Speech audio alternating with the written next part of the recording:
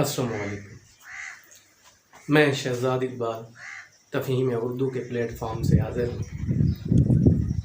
اور آج ہم سال اول کے حصہ غزلیات کے متعلق پڑھیں گے۔ اس حصے میں آج ہم میر تقی میر کو شروع کریں گے، میر کی پہلی غزل کی طرف جائیں گے۔ اس سے پہلے میر کا مختصر سا تعارف۔ میر تقی میر کا نام محمد تقی تھا اور میر تخلص کرتے تھے۔ ان کے والد کا نام علی متقی تھا۔ میر کی پیدائش 1723 میں آگرہ میں ہوئی۔ میر نے ابتدائی تعلیم سید امان اللہ، جو ان کے منہ بولے چچا تھے، کہ زیر سایہ پائی، لیکن میر کے بچپن ہی میں ان کے والد اور سید امان اللہ اس دنیا سے رخصت ہو گئے۔ اس طرح میر کو اوائل عمری میں اپنی دو محبوب ہستیوں کا صدمہ برداشت کرنا پڑا۔ میر ہوش سنبھالتے ہی تلاش معاش کے لیے انہوں نے آگرہ سے دہلی کا رخ کیا۔ وہاں شمشام الدولہ کے ہاں ملازمت کی، جو ان کے باپ کے جاننے والے تھے۔ شمشام الدولہ کی وفات کے بعد میر پھر آگرہ آ گئے۔ ایک مرتبہ پھر دہلی گئے، جہاں وہ اپنے خالو سراج الدین علی خان آرزو، جن کا شمار اردو ادب کے اہم شعراء میں ہوتا ہے، کہ ہاں رہائش اختیار کی، لیکن انہوں نے بھی میر سے کوئی اچھا تعلق روا نہ رکھا۔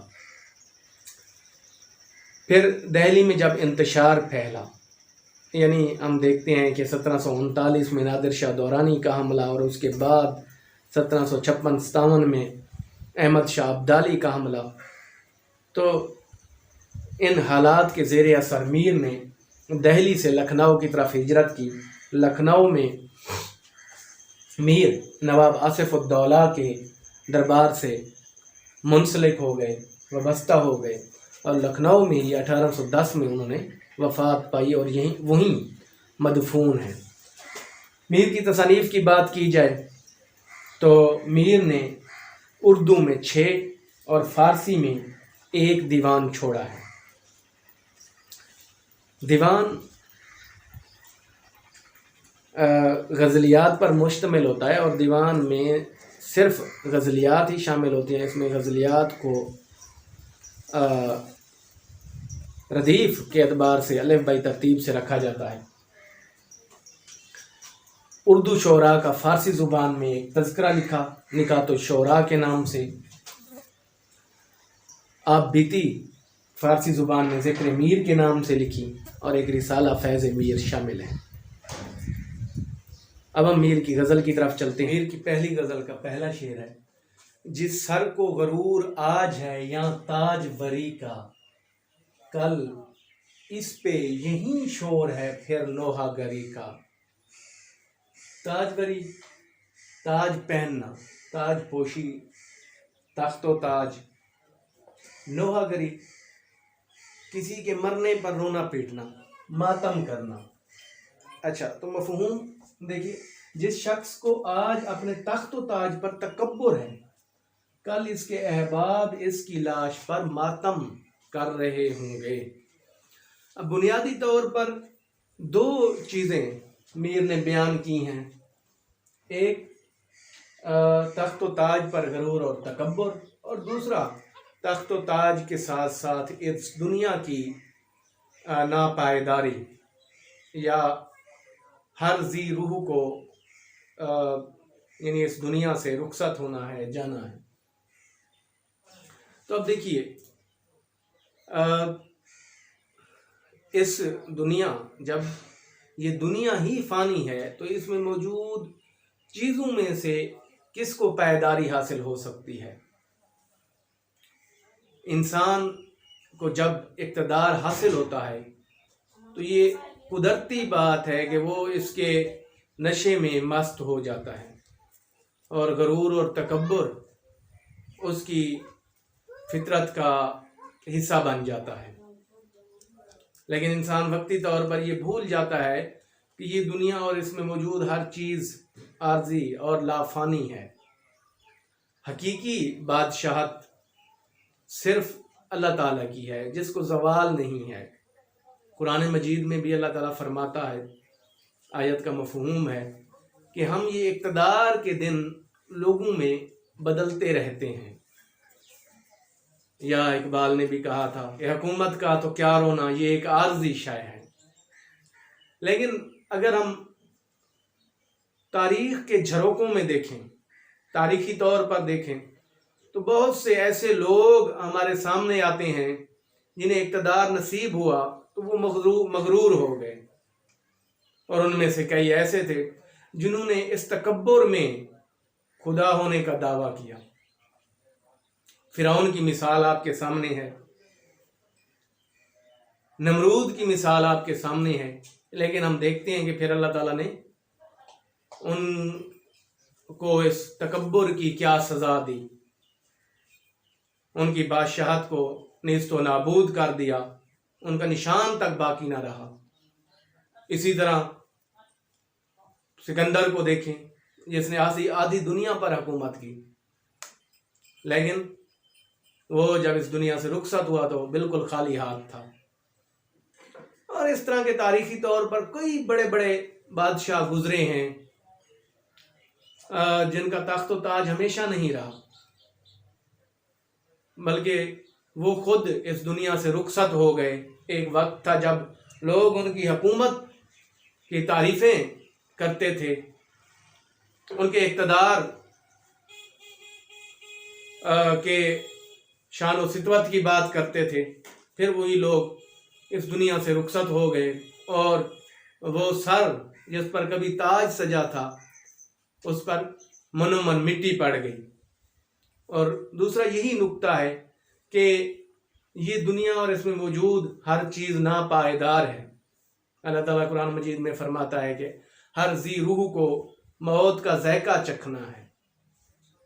जो शख्स इस दुनिया में आया है या जो जानदार इस दुनिया में पैदा किया गया है, उसमें से किसी को सब्बात नहीं, उसमें से किसी को दवाम नहीं है, बल्कि हर चीज़ आर्जी है, बल्कि ये दुनिया खुद आर्जी है। तो जिस तख्त ताज की तारीफ़ें हो रही होती हैं, तारीफ़ों के पुल बांधे जा रहे होते हैं, तो फिर वही चाहने वाले उस बादशाह के इस दुनिया से रुखसत होने पर मातम कीना होते हैं, रो पीट रहे होते हैं। तो इसी बात को मीर तकी मीर ने अपने इस शेर में मौजू बनाया है। अच्छा, दूसरा, आप मीर के दौर से भी इस शेर को रिलेट कर सकते हैं। मीर का जो दौर था वो इंतशार का दौर था। मीर 1723 में पैदा हुए, तो 1739 में आप देखें नादिर शाह दुरानी का हमला, फिर 1756-57 में अहमद शाह अब्दाली का हमला, या यानी ये इंतशार 1707 में औरंगज़ेब आलमगीर की वफ़ात के साथ ही शुरू हो गया। फिर मुग़ल शहज़ादों में तख्त के हसूल के लिए लड़ाइयाँ शुरू हो गई। तो हम देखते हैं कि उन्होंने एक दूसरे पर मज़ालिम की इंतहा कर दी। यानी तो ये सारा सिलसिला मीर के दौर में भी शुरू था। ज़ाहिर सी बात है कि एक शायर अपने माहौल से, अपने मुआशरे से कट कर नहीं रह सकता, तो मीर ने इसका भी असर लिया और इस पूरे हालात की, सियासी इंतशार की अपने इस शेर में अक्कासी की है। अब हम इससे मुतल्लिक़ अशार देखेंगे। देखें, मौत से किसको रस्तगारी है, आज वो कल हमारी बारी है। दूसरा शेर है, न गोरे सिकंदर न कब्र दारा, मिटे नामियों के निशान कैसे कैसे। और इसकी हमने बात भी की है तशरीह में। दिल्ली में आज भीख भी मिलती नहीं उन्हें, था कल तलक दिमाग जिन्हें तख्त व ताज का। चौथा शेर है, اے حب جا والو جو آج تاجور ہے، کل اس کو دیکھیو تم، نئے تاج ہے نہ سر ہے۔ نئے مراد نہیں کے معنوں میں استعمال ہو رہا ہے۔ تو چلتے ہیں ہم دوسرے شعر کی طرف۔ آفاق کی منزل سے گیا کون سلامت، اسباب لٹا راہ میں یہاں ہر سفاری کا۔ آفاق دنیا، کائنات، سلامت صحیح سالم ہم کہہ سکتے ہیں، اسباب مال و متاع، سفری مسافر۔ میر کہتے ہیں دنیا کی منزل سے کوئی بھی صحیح و سالم نہیں گیا، بلکہ اس کا مال و متاع راستے میں لوٹ لیا گیا۔ اچھا اب دیکھیں، اس دنیا کو میر نے کہیں ایک مسافر خانہ قرار دیا ہے، اور اس کا یہ کہنا ہے، اور اس دنیا میں آنے والے ہر شخص کو ایک مسافر، اور اس کا کہنا یہ ہے کہ اس دنیا کے مسافر خانے سے کوئی بھی مسافر مال و متاع ساتھ لے کر نہیں گیا، بلکہ موت نے اس کا مال و اسباب راستے میں لوٹ لیا ہے۔ تو ایک اس دور کا تصور ہمارے ذہن میں ابھرتا ہے جب یہ جدید ذرائع نقل و حمل نہیں تھے، اور لوگ قافلوں کی شکل میں سفر کرتے تھے، اور راستے میں لٹیروں کا خوف ہوتا تھا، تو کوئی بھی منزل پر کسی بھی قافلے کا صحیح سلامت پہنچنا بڑا مشکل ہوتا تھا۔ وہ ایک پوری کیفیت ہمارے ذہن میں آتی ہے، اور یہ کہ یہ دنیا اور اس میں آنے والا ہر شخص فانی ہے، ہر شخص نے اس دنیا سے کوچ کرنا ہے۔ ایک انگریز فلاسفر کا قول ہے کہ یہ دنیا ایک سٹیج ہے، اور اس میں آنے والا ہر انسان اپنا کردار ادا کرنے کے بعد وہ سٹیج سے غائب ہو جاتا ہے۔ تو اب بات یہ ہے کہ اس دنیا میں لٹنے سے کیا مراد ہے، کیا کچھ لوٹا جاتا ہے۔ لٹنے کی کئی صورتیں ہیں۔ ایک صورت تو یہ ہے کہ انسان کی حیات کا لٹنا، یعنی جو اس دنیا میں آتا ہے اس کو واپس جانا ہے، اس کی زندگی نے ختم ہونا ہے، پائیداری یا ثبات کسی کو حاصل نہیں ہے، ہر شخص کی زندگی کو موت لوٹ لیتی ہے۔ لوٹنے کی ایک دوسری صورت یہ بھی ہے کہ جب بچہ اس دنیا میں پیدا ہوتا ہے تو وہ اپنے ساتھ معصومیت لے کر آتا ہے، یعنی وہ گناہگار نہیں ہوتا، تمام گناہوں سے پاک ہوتا ہے۔ آپ صلی اللہ علیہ وسلم نے بھی فرمایا کہ ہر بچہ فطرت اسلام پر پیدا ہوتا ہے، لیکن یوں ہی وہ اپنے ہوش سنبھالتا ہے تو اس دنیا کی رنگینیوں میں کھو کر رہ جاتا ہے۔ دنیا کی جاذبیت، کشش ایسی ہے کہ ہاروت اور ماروت جیسے فرشتے بھی اس دنیا کی رنگینیوں میں کھو گئے، تو وہ پھر اپنے نفس، اپنی خواہشات کی تکمیل کے لیے ہر جائز و ناجائز کام کرتا ہے۔ اس طرح وہ گناہوں کی دلدل میں جب پاؤں رکھتا ہے تو پھر دھنستا ہی چلا جاتا ہے۔ تو یعنی یہ دنیا اس کی جو پیدائشی معصومیت تھی، گناہوں سے پاکی تھی، وہ چھین لیتی ہے۔ لٹنے کی ایک صورت یہ بھی ہو سکتی ہے، اور پھر لٹنے کی ایک صورت یہ بھی ہے کہ انسان اس دنیا میں جب آتا ہے تو وہ یعنی اپنے لیے مال و متاع جمع کرتا ہے، اچھی سواری کا انتظام کرتا ہے، اچھی رہائش گاہ اپنے لیے تعمیر کراتا ہے، لیکن بوقت موت اس کی ہر چیز اس دنیا میں ہی رہ جاتی ہے سوائے نیک اعمال کے۔ وہ کچھ اپنے ساتھ لے کر نہیں جاتا۔ وہ کہا جاتا ہے کہ سکندر جب دنیا سے چلا تو دونوں ہاتھ خالی تھے۔ اس نے یہی بتایا کہ جب میں مروں تو میرے ہاتھ جو ہے نا قبر سے باہر نکال دیجئے گا، تاکہ دنیا والوں کو علم ہو کہ میں آدھی دنیا پر حکومت کرنے والا حاکم بھی اس دنیا سے خالی ہاتھ جا رہا ہوں۔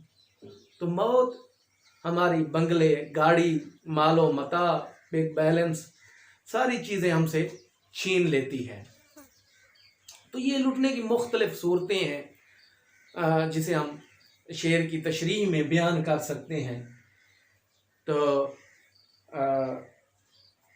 यानी यही मीर कहना चाहते हैं कि जो भी इंसान इस कायनात में जिसने कदम रखा वो उसको रास्ते में लूट लिया गया, कोई भी सही और सालिम यानी दूसरे जहान की तरफ नहीं गया। अब मुतलका अशार देखिए, जाएगा जब यहाँ से कुछ भी न पास होगा, 2 गज कफन का टुकड़ा तेरा लिबास होगा। वही, या 2 गज कफन लेकर जाएंगे या नेक अमाल। बाग वो दश्ते जनू था कि कभी जिसमें से लाला ओ गुल गए ना साबित गिरेबां लेकर। तो मसफ़ी ने यहाँ यानी इस कायनात के बाग से तशबीह दिया और इंसानों को फूलों से, कि गुलो लाला पर जब वहशत तारी होती है तो वो भी कहीं बिखर जाते हैं। इस तरह इंसान भी, कोई इंसान इस दुनिया से मुकम्मल और सही और सालिम नहीं गए।